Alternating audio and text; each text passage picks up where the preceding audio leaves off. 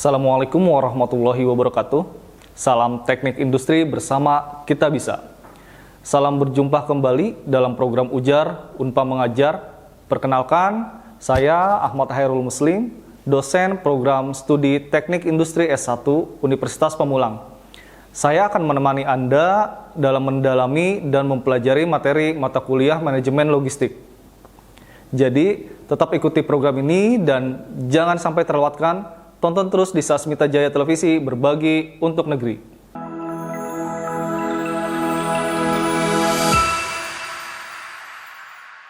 Pada pertemuan 2 kali ini, kita akan membahas mengenai konsep logistik dan distribusi. Pada pertemuan kali ini, ada 4 poin penting bahasan pokok kita, yaitu yang pertama, konsep total logistik, berikutnya perencanaan logistik, berikutnya dimensi pengadaan dan dampak keuangan dari logistik, yang terakhir globalisasi dan integrasi. Sebelum kita mulai dengan materi perencanaan logistik kali ini, saya ingin sedikit mengingatkan kembali terkait materi pada pertemuan 1. Ada yang masih ingat dengan konsep logistik dan rantai pasok seperti apa? Atau ada yang masih ingat sejarah munculnya konsep manajemen logistik? Ya, betul sekali. Konsep logistik pada awalnya digunakan pada sebuah ilmu militer tentang cara pengadaan barang dan suplai makanan pada saat zaman perang. Dalam ilmu militer, logistik merupakan faktor terpenting dalam strategi militer. Diceritakan dalam perang antara Yunani dan Troya.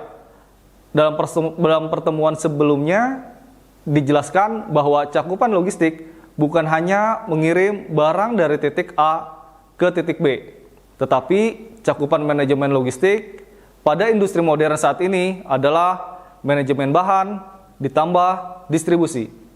Selain itu, dalam perkembangannya saat ini, manajemen logistik berkembang menjadi rantai pasok atau supply chain. Istilah ini menggambarkan bahwa aliran distribusi dari hulu ke hilir.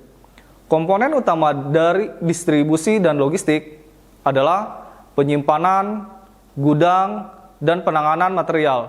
Contohnya, lokasi gudang, pengemasan dan unitisasi, inventory, transportasi, dan yang terakhir, informasi dan pengendalian.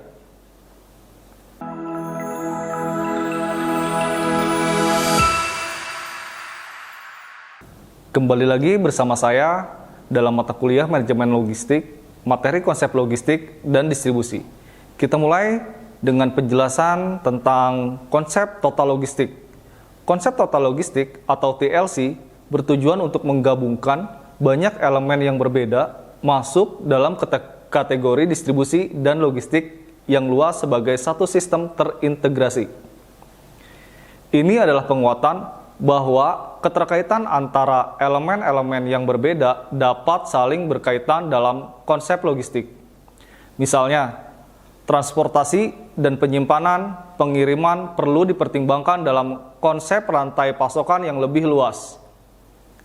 Dengan demikian, total sistem harus dipertimbangkan secara utuh, bukan hanya menjalankan elemen individu atau subsistem saja.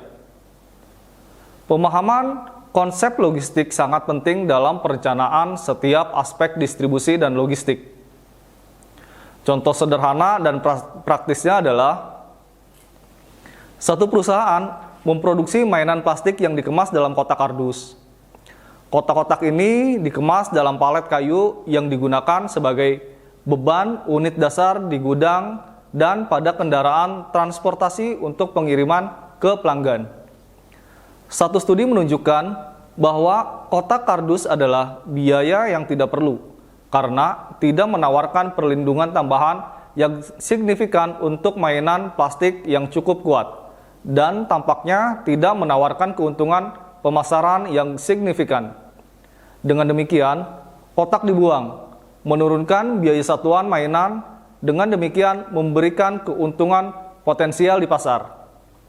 Namun, hasil yang tidak terduga adalah bahwa mainan tanpa kotak mereka tidak dapat ditumpuk di atas palet.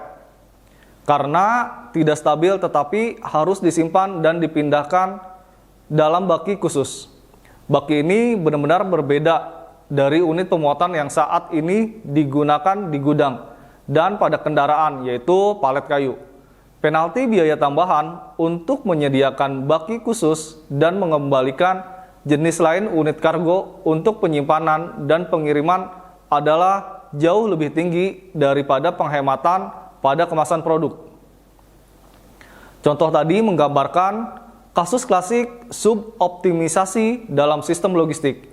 Ini menunjukkan bahwa jika konsep total logistik diabaikan, ini dapat menjadi biaya yang signifikan bagi perusahaan karena biaya pengemasan produk berkurang. Mereka yang terlibat dalam fungsi perusahaan ini akan merasa telah melakukan pekerjaannya dengan baik karena telah mengurangi biaya pengemasan. Namun, efek keseluruhan pada total biaya logistik menjadi negatif karena mainan tersebut tidak dapat ditumpuk dan menjadikan biaya logistik menjadi meningkat. Contoh sederhana suboptimisasi ini menekankan pentingnya memahami keterkaitan berbagai elemen logistik. Tindakan yang lebih positif adalah mengukur dan menginterpretasikan hal ini dan hubungan timbal balik lainnya menggunakan pendekatan terencana untuk mengidentifikasi dan menentukan kompensasi biaya. Pendekatan ini akan bermanfaat bagi sistem logistik secara keseluruhan. Pertukaran ini dapat menimbulkan biaya tambahan dalam satu fungsi, tetapi akan memberikan penghematan biaya yang lebih besar pada fungsi lainnya. Pencapaian keseluruhan akan menjadikan keuntungan bersih untuk sistem.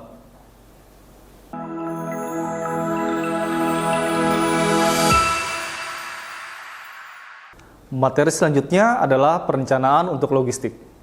Perencanaan harus dilakukan sesuai dengan hierarki tertentu yang mencerminkan rentang waktu perencanaan yang berbeda. Ini umumnya diklasifikasikan menjadi strategis, taktis, dan operasional. Ada tumpang tindih antara tingkat kepentingan yang berbeda, yang menekankan bahwa ada beberapa faktor dapat dipertimbangkan pada tahap yang berbeda dalam hierarki perencanaan ini. Yang dapat teman-teman lihat pada gambar berikut ini, kepentingan relatif berbagai elemen ini memungkinkan berbeda dari satu perusahaan ke perusahaan lain. Misalnya, memilih moda transportasi mana yang mungkin merupakan keputusan strategis bagi perusahaan mendirikan operasi logistik global baru. Tetapi, mungkin hanya keputusan taktis untuk perusahaan lain yang terutama merupakan pemasok pasar lokal dan hanya sesekali mengekspor di jarak jauh. Memilih moda transportasi bahkan dapat menjadi keputusan strategis awal dan keputusan taktis berikutnya untuk satu perusahaan. Pada gambar ini juga menunjukkan keterkaitan perencanaan dan kontrol dalam hierarki ini. Kedua elemen ini penting untuk pengoperasian operasi logistik yang efektif dan efisien.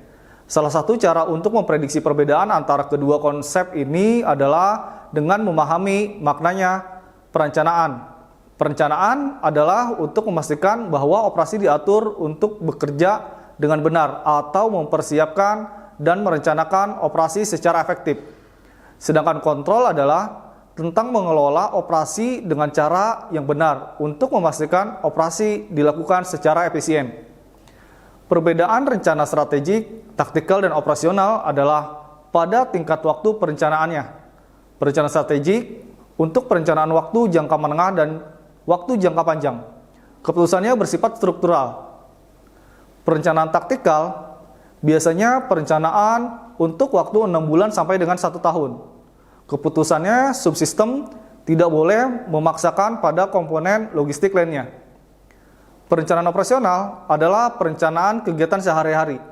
Operasi yang terkendali dibuatkan laporan setiap minggu atau bulanan.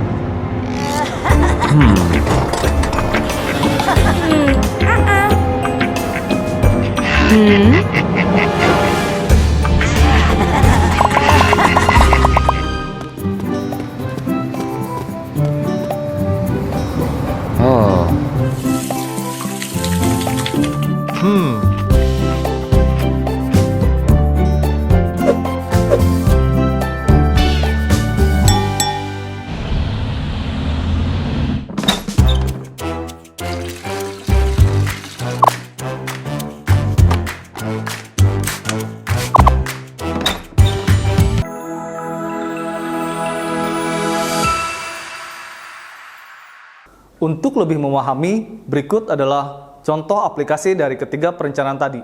Yang pertama, contoh aplikasi perencanaan strategik adalah layanan pelanggan, jalur distribusi, poin pasokan, lokasi produksi, pengaturan depot, dan lainnya. Sedangkan contoh aplikasi perencanaan taktik adalah transportasi, jenis ukuran kendaraan, rute utama, fitur driver, media penyimpanan, dan lainnya. Sedangkan contoh aplikasi perencanaan operasional adalah penerimaan barang dan verifikasi, memilih pesanan, penambahan stok, penjadwalan armada kembali, pembaruan stok, dan yang lainnya. Contoh-contoh ini berfungsi untuk menekankan kompleksitas distribusi dan logistik. Selain itu, mereka menekankan perlunya perencanaan dan kontrol yang tepat. Distribusi dan logistik bukan hanya transportasi barang dari satu titik penyimpanan ke titik penyimpanan lainnya. Ada banyak dan beragam elemen yang bersatu untuk menghasilkan operasi distribusi dan logistik yang efektif. Elemen-elemen ini saling terkait dan perlu direncanakan dalam jangka waktu yang sesuai. Merencanakan dan mengendalikan operasi juga dapat digambarkan dalam konteks siklus perencanaan yang lebih besar. Ini menekankan perlunya pendekatan sistematis di mana peninjauan berkelanjutan berlangsung. Ini adalah konsep yang sangat penting dalam logistik karena sebagian besar operasi harus sangat dinamis. Kondisi ini dapat mengalami perubahan terus-menerus karena permintaan dan pasokan barang dan produk bervariasi secara teratur ketika persyaratan pelanggan untuk produk baru berubah dan ketersediaan produk yang lebih baik. Contoh dari struktur yang cukup umum ditunjukkan sebagai siklus perencanaan dan kontrol pada gambar berikut. Tahapan utama siklus adalah sebagai berikut. Yang pertama, siklus dimulai dengan pertanyaan di mana posisi kita sekarang. Di sini tujuannya adalah untuk memberikan gambaran dari posisi saat ini. Ini mungkin melalui prosedur umpan balik dari konsumen, informasi reguler, atau melalui penggunaan logistik atau audit distribusi tertentu. Langkah kedua adalah menentukan tujuan proses logistik untuk mengidentifikasi apa yang harus dicapai oleh operasi. Tujuan-tujuan ini harus terkait dengan elemen-elemen seperti persyaratan layanan pelanggan, keputusan pemasaran, dan lain-lain. Yang ketiga dari siklus ini adalah perencanaan yang mencakup level strategis dan operasional yang dibahas sebelumnya. Dan yang terakhir, prosedur monitoring dan pengendalian diperlukan untuk mengukur efektivitas operasi distribusi dibandingkan dengan rencana. Ini harus dilakukan mingguan, bulanan, dan atau tahunan. Setelah semua teridentifikasi, siklus telah menjadi lingkaran yang lengkap dan proses siap untuk memulai dari awal. Ini memungkinkan sifat logistik yang dinamis. Kebutuhan akan tinjauan berkelanjutan dan tinjauan rencana, kebijakan, dan operasi. Ini harus dilakukan dalam kerangka perencanaan positif untuk memastikan kesinambungan dan kemajuan.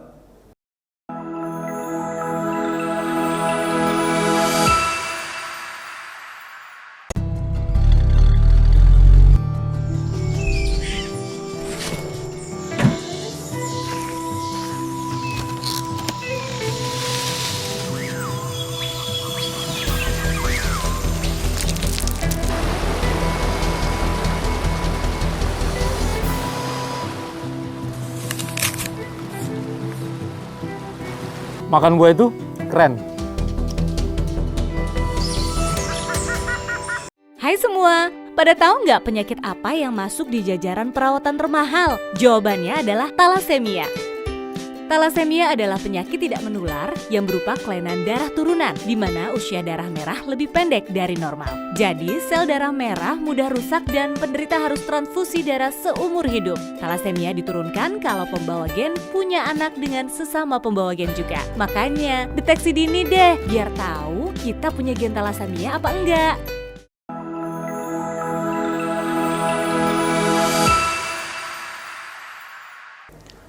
Materi selanjutnya adalah dimensi pengadaan dan dampak keuangan dari logistik. Kita bahas dimensi pengadaan terlebih dahulu.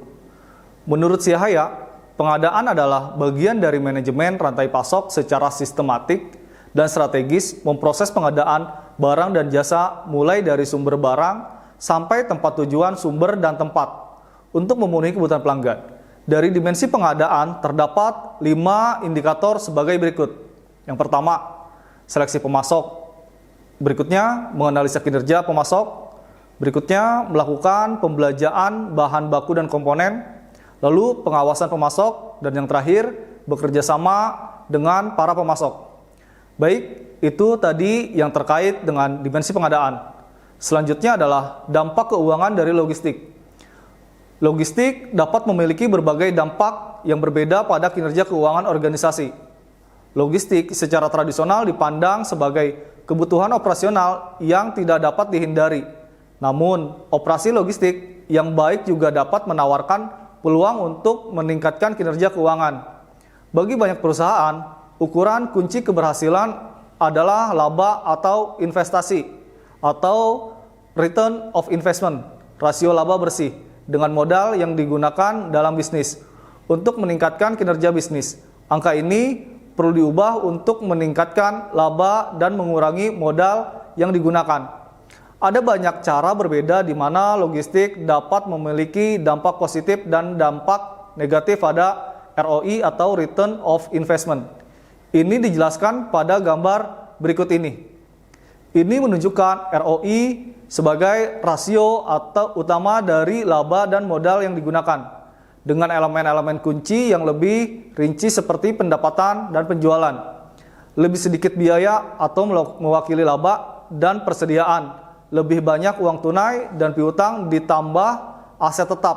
Ini mewakili modal yang digunakan.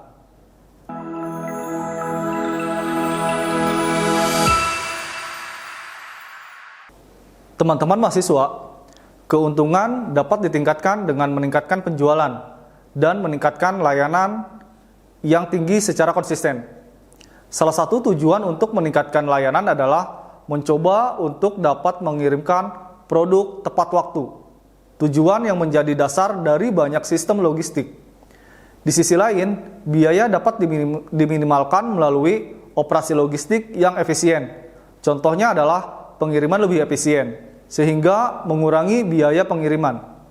Penyimpanan yang lebih baik yang mengarah pada pengurangan biaya penyimpanan, mengurangi retensi stok yang menyebabkan berkurangnya uang tunai yang diikat dalam saham, efisiensi kerja yang lebih tinggi sehingga mengurangi biaya. Jumlah modal yang digunakan juga dapat dipengaruhi oleh berbagai komponen logistik. Misalnya, ada banyak jenis inventaris yang dipegang oleh perusahaan, termasuk bahan baku, komponen, barang dalam proses, dan produk jadi. Fungsi logistik utama memiliki dampak yang sangat signifikan pada tingkat stok. Dampak ini dapat terjadi sehubungan dengan lokasi inventaris, kontrol inventaris, kebijakan inventaris, dan jumlah pesanan dan pesanan baru dan sistem terintegrasi. Modal dan piutang dipengaruhi oleh cash flow kas. Akhirnya, ada banyak aset tetap dalam operasi logistik, seperti gudang transportasi, dan peralatan penanganan material. Jumlah, ukuran, dan tingkat penggunaannya sangat penting untuk perencanaan logistik yang efektif. Selain itu, mungkin ada peluang yang baik untuk melakukan outsourcing beberapa atau semua operasi ini yang memiliki efek signifikan pada pengurangan aset tetap.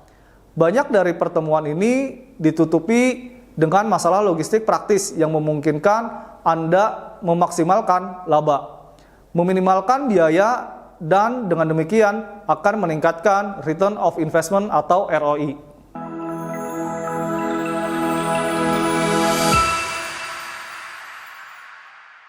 Bagaimana teman-teman? Menarik bukan pembahasan materi kali ini?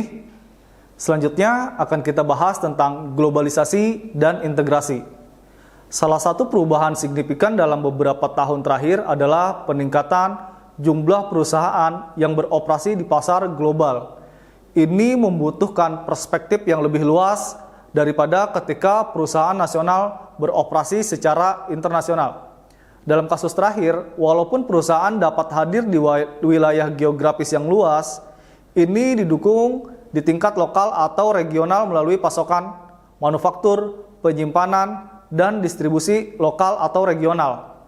Untuk melayani pasar global, jaringan logistik tentu menjadi jauh lebih luas dan lebih kompleks. Sekali lagi, yang dibutuhkan adalah merencanakan dan mengelola logistik sebagai sistem yang lengkap dan terintegrasi. Selain atribut yang disebutkan di atas, perusahaan yang beroperasi di pasar global sering terlibat dalam outsourcing beberapa manufaktur dan menggunakan pabrik terfokus yang berspesialisasi dalam sejumlah produk terbatas. Teman-teman mahasiswa, hal yang berkaitan erat dengan globalisasi bisnis adalah meningkatnya kompleksitas manajemen rantai pasokan. Seperti yang telah ditunjukkan, globalisasi hampir pasti mengarah pada kompleksitas yang lebih besar. Kompleksitas memberikan beberapa implikasi signifikan untuk operasi logistik. Ini termasuk waktu pengiriman diperpanjang, penundaan produksi bernilai tambah lokal, manajemen simpul yang rumit, berbagai pilihan transportasi kargo, waktu transit yang panjang dan tidak dapat diandalkan, serta kebutuhan akan visibilitas yang lebih besar dalam rantai pasokan. Di perusahaan global, ada kecenderungan untuk melihat waktu memimpin meningkat dan tingkat persediaan meningkat karena jarak yang terlibat dalam kompleksitas logistik. Di perusahaan yang mengadopsi filosofi just in time, ada keinginan untuk mengurangi waktu tunggu dan menghilangkan persediaan dan pemborosan yang tidak perlu dalam operasi mereka. Untuk perusahaan yang berusaha mencapai kedua tujuan, ada tantangan yang jelas untuk logistik. Untuk mendukung kebutuhan untuk mengembangkan operasi yang lebih terintegrasi, ada sejumlah perkembangan dalam sistem logistik dan distribusi yang didasarkan pada konsep total logistik. Dengan demikian, pertukaran yang cukup revolusioner sedang dipraktikkan. Alasan utama ledakan ide baru ini ada dua. Yang pertama adalah realisasi dari pentingnya biaya dan kompleksitas logistik. Yang kedua adalah kemajuan yang dibuat dalam bidang teknologi informasi yang memungkinkan pengembangan sistem informasi yang canggih untuk mendukung data dan meningkatkan perencanaan dan manajemen operasi logistik, di mana pengumpulan data analisis data yang sangat terperinci dapat dilakukan, yang mungkin tidak dilakukan sebelumnya.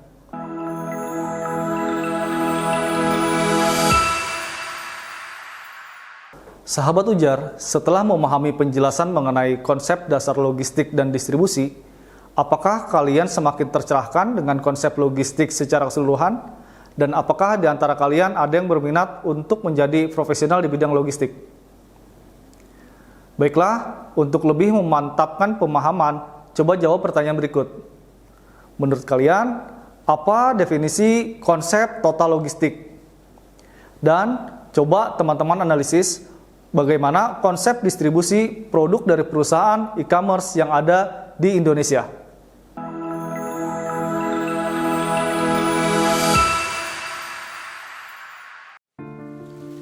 Jutaan manusia telah dan masih berjuang melawan COVID-19 di Indonesia. Banyak yang selamat, tapi ada yang meninggalkan kita. Bukan untuk menunggu giliran, tapi bagaimana untuk terus bertahan, menjaga kesehatan.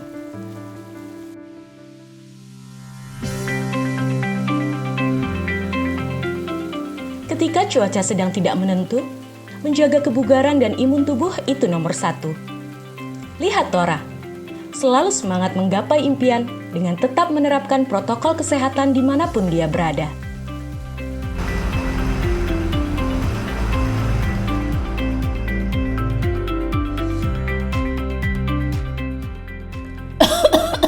Inilah pentingnya untuk tetap waspada, dapat mencegah kita tertular virus COVID-19. Jurus sakti 3M. Mencuci tangan, memakai masker, dan menjaga jarak. Inilah jurus sakti mencegah penularan COVID-19.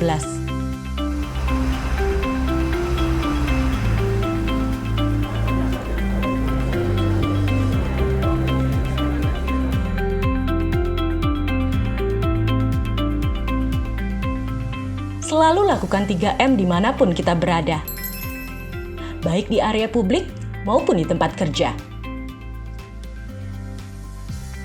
Selain jurus sakti 3M, kita juga harus mendukung pemerintah dalam pelaksanaan 3T dan vaksinasi. 3T adalah testing, melakukan tes antibodi atau antigen atau PCR secara rutin. Telusur, penelusuran kontak dari orang yang terpapar COVID-19. Tindak lanjut isolasi, menjalankan perawatan yang sesuai dengan anjuran pemerintah. Vaksinasi merupakan satu upaya untuk membentuk kekebalan komunitas terhadap virus COVID-19. Masyarakat Indonesia akan divaksinasi secara bertahap sesuai dengan ketentuan pemerintah. Mari kita dukung vaksinasi COVID-19 di Indonesia. Ingat ya, jurus sakti 3M. Mencuci tangan, memakai masker, dan menjaga jarak. 3T, testing, telusur, dan tindak lanjut isolasi.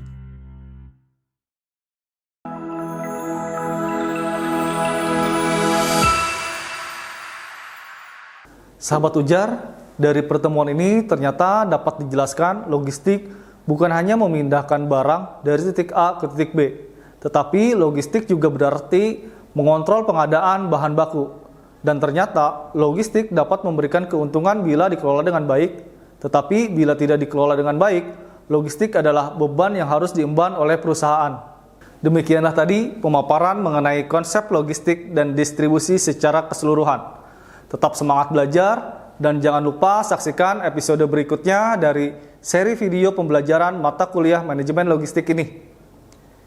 Terima kasih, sampai jumpa lagi di episode selanjutnya. Saya, Ahmad Hairul Muslim, undur diri. Salam teknik industri, salam ujar. Wassalamualaikum warahmatullahi wabarakatuh.